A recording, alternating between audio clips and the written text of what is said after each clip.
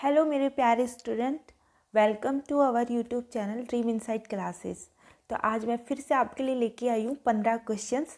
तो इस लेक्चर में हम याद करने वाले हैं कुछ ऐसा यूनिट जो काफ़ी इम्पोर्टेंट है अपने एग्ज़ाम के लिए, और कुछ मैं लेके आई हुई इसमें हीट से रिलेटेड कुछ क्वेश्चंस जो अक्सर एग्ज़ाम में देखने को मिलते हैं।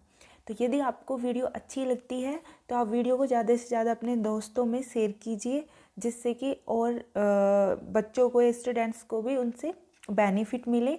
और यदि आप मेरे चैनल पर नए हैं तो चैनल को सब्सक्राइब कर लीजिए एंड बेल आइकन को प्रेस कर लीजिए ताकि आप हमारी नेक्स्ट वीडियो को मिस ना कर पाए। तो चलते हैं बिना देरी किए अपने क्वेश्चन पर।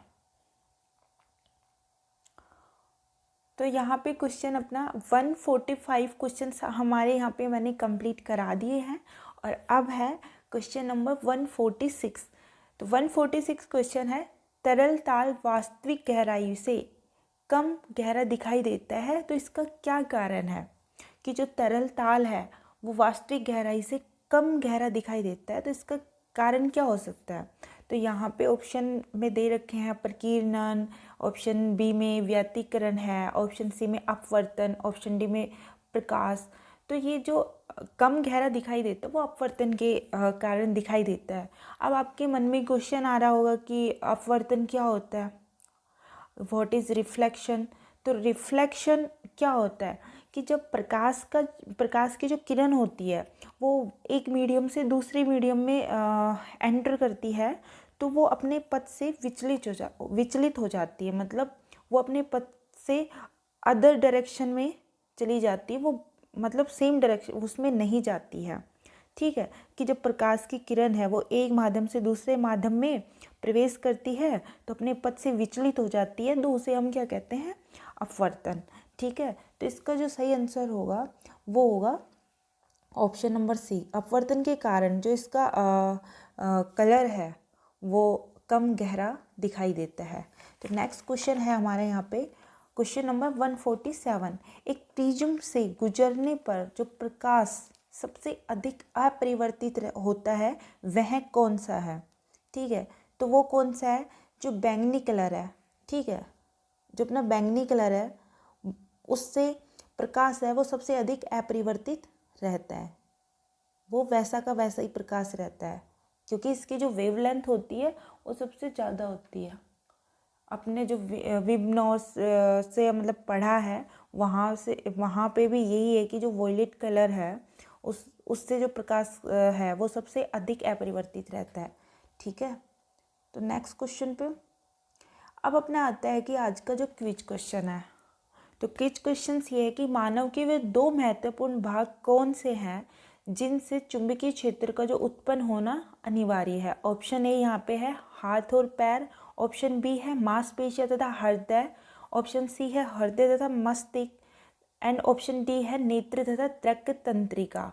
तो ये क्वेश्चंस आपको बताना है कमेंट सेक्शन में यदि आपको आता है तो आपको यदि कंप्लीट स्टडी मटेरियल चाहिए तो आप हमारे टेलीग्राम चैनल को ज्वाइन कर सकते हैं, dream insight classes.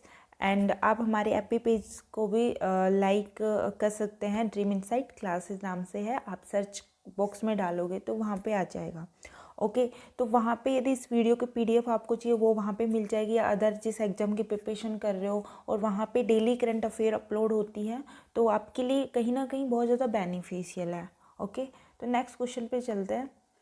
Question number 148, विद्युत उत्पन्न करने के लिए कौन सी धातु का उपयोग होता है। तो विद्युत उत्पन्न करने के लिए ऐसा क्वेश्चन हमने अपनी पहली प्रीवियस वीडियो थी उसमें भी हमने पढ़े हैं, बट इसमें क्या ना थोड़ा थोड़ा चेंज हो जाता है क्वेश्चन। उससे क्या होता है, स्टूडेंट्स कंफ्यूज हो जाते हैं कि यार मैंने वैसा पढ़ा था इसमें ऐसा आ रखा। तो रट्टाफिकेशन तो ऐसा नहीं करना है, लेकिन समझ के पढ़ना है, लेकिन हर क्वेश्चन को ऐसे याद कर लेना कि उनको कभी हम भूलें नहीं, है ना। तो विद्युत उत्पन्न करने के लिए कौन सी ऐसी धातु होती है, तो यहाँ पे जो अपनी धातु है वो यूरेनियम होती है, जिससे हम अपने विद्युत उत्पन्न कर सकते हैं। ओके, तो यहाँ पे जो सर राइट आंसर हो जाएगा option number B, uranium. Next question है, तड़ित चालक का आविष्कार किसने किया था। तो तड़ित जो चालक है उसको जो आविष्कार किया था बेंजामिन फ्रैंकलिन ने। ये एक साइंटिस्ट है बेंजामिन फ्रैंकलिन, इन्होंने तड़ी चालक का आविष्कार किया। तो नेक्स्ट क्वेश्चन है शुष्क सेल। शुष्क सेल क्या होता है ना। बात करूँ तो शुष्क सेल मतलब ड्राई सेल। ओके, तो ये एक ऐसे विद्युत रासायनिक सेल होते हैं जो कि कम बिजली में ही चल सकते हैं। ठीक है, तो लाइक दैट बात करूँ रेडियो, टॉर्च, कैलकुलेटर, तो ये चीज़ होती है ना, ये शुष्क सेल में आती है। जैसे अपनी घड़ी हो गई जिसमें अपन सेल डालते हैं, तो ये कौन से सेल होते हैं, प्राथमिक सेल होते हैं। और प्राथमिक सेल क्या होते हैं, वो सेल जो डिस्चार्ज होने पर हम उनको चार्ज नहीं कर सकते हैं। ओके, तो वो होते हैं प्राथमिक सेल। तो यहाँ पे आंसर हो जाएगा ऑप्शन ए, प्राथमिक सेल। नेक्स्ट क्वेश्चन है वस्तुओं का आवेशन किसके स्थानांतरण के फलस्वरूप होता है। तो वस्तुओं का आवेशन है वो इलेक्ट्रॉन के स्थानांतरण के फलस्वरूप होता है। तो यहाँ पे ये आंसर हो जाएगा इलेक्ट्रॉन। ओके, नेक्स्ट क्वेश्चन है क्वेश्चन नंबर 152। किसी मनुष्य के शरीर का सामान्य तापक्रम क्या होता है। तो किसी जो नॉर्मल ह्यूमन होते हैं तो उनके जो बॉडी का टेम्परेचर होता है वो क्या होता है, 98 डिग्री। ओके, इसमें कंफ्यूज हो जाते हैं क्योंकि इसमें ऑप्शन में कुछ ऐसे दिए होते हैं, सेल्सियस में भी होते हैं ऐसे, तो कंफ्यूज नहीं होना है। जो नॉर्मल ह्यूमन बॉडी होती है उसका जो टेम्परेचर होता है वो होता है 98 डिग्री। ठीक है, ये आपको याद रखना है। नेक्स्ट क्वेश्चन है निम्नलिखित में से किसकी ऊष्माधारिता अधिक है। तो उसमें ऊष्माधारिता किसकी अधिक है, तो यहाँ पे जो जल है उसकी ऊष्माधारिता क्या होती है, सबसे अधिक होती है। बेंजामिन की भी कम होती है, जब ना सोने का टुकड़ा होता है उसका भी कम होता है, लोहे के टुकड़े का भी कम होता है, बट जल का क्या होता है, अधिक होता है। अब क्वेश्चन आ रहा होगा कि यार ये ऊष्माधारिता क्या होती है, तो हीट कैपेसिटी बोलूँ इंग्लिश में, तो ऊष्माधारिता वो होती है कि जब कोई पदार्थ होता है तो उसके जो द्रव्यमान का ताप है उसको 1 डिग्री सेल्सियस से ही बढ़ाने के लिए जो आवश्यक ऊष्मा की हमें ज़रूरत होती है, ऊष्मा की जो मात्रा को उस पदार्थ की ऊष्माधारिता कहते हैं। ठीक है, like that is called heat capacity. अब मैं बात करूँ यहाँ पे इसका जो ऊष्मा जो धारिता है, हीट कैपेसिटी, इसका जो एसआई मात्रक है ना, ये इसका एसआई मात्रक क्या होता है। ठीक है, तो इसका एसआई मात्रक होता है जूल पर केल्विन। ठीक है, एक ये क्वेश्चन बन गया कि क्वेश्चन में आ जाए कि ऊष्माधारिता की एसआई मात्रक क्या होता है, तो जूल पर केल्विन हो गया। ओके, तो ये भी आपको ध्यान रखना है। अब मैं बात करूं नेक्स्ट की, अब इसमें पूछ ले कि भाई इसकी विमा क्या होती है। तो विमा की यदि मैं बात करूं तो विमा होती है इसकी m1 L² T² हो जाए भाई क्लीट। इसकी जो विमा होती है m1 L² T² और फाइनवर्स। ठीक है, ये इसकी विमा होती है। विमा के बारे में तो ऊष्माधारिता कैसे पूछता नहीं है, लेकिन इसकी जो एसआई मात्रक है ना उसके बारे में पूछ लेते हैं, जो कि क्या होती है, जूल पर केल्विन। इसको याद रखना बहुत ज़रूरी है। ओके, बस। और इसके ऊष्माधारिता की यदि वैसे बात करूँ फॉर्मूले की, तो होता है कि C बराबर होता है Q/Δt। और जो ये C होती है ना, ये होता है अपना ऊष्माधारिता। ये मैंने थोड़ा डीप बता दिया है थोड़ा सा, क्योंकि यहाँ पे एग्जाम्पल भी आ जाते हैं, तो हमें इस तरीके से इसका फॉर्मूला होता है कि C बराबर θ/Δt। और यहाँ पे जो C होता है वो होती है अपनी हीट कैपेसिटी की ऊष्माधारिता।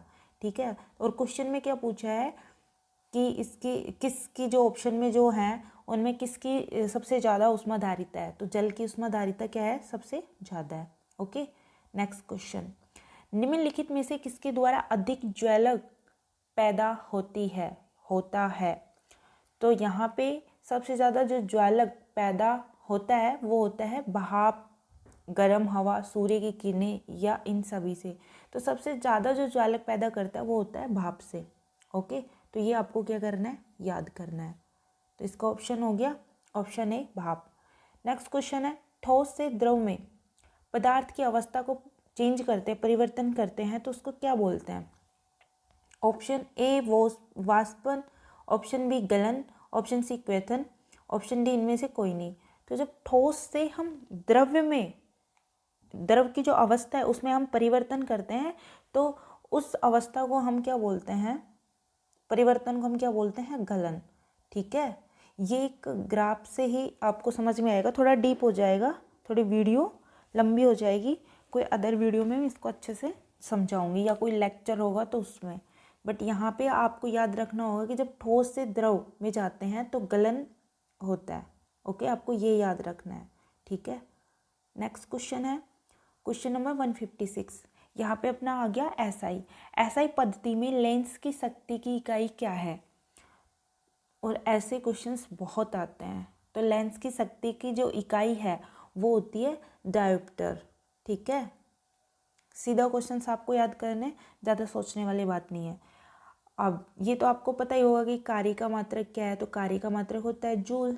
ओके, नेक्स्ट क्वेश्चन है पार्शिक इकाई है। अब पार्शिक किसकी इकाई है? उल्टे भी क्वेश्चंस पूछ सकते हैं। तो यहाँ पे जो पार्शिक इकाई है वो होती है दूरी की, ये आपको याद रखना है। ओके, तो ऑप्शन डी हो जाएगा राइट आंसर। अब क्वेश्चन आता है कि पृथ्वी पर ऊर्जा का सबसे विशाल स्रोत क्या है? पर अपनी जो पृथ्वी है उस पर अपन को किससे ऊर्जा मिलती, ऊर्जा का जो सबसे बड़ा स्रोत क्या है?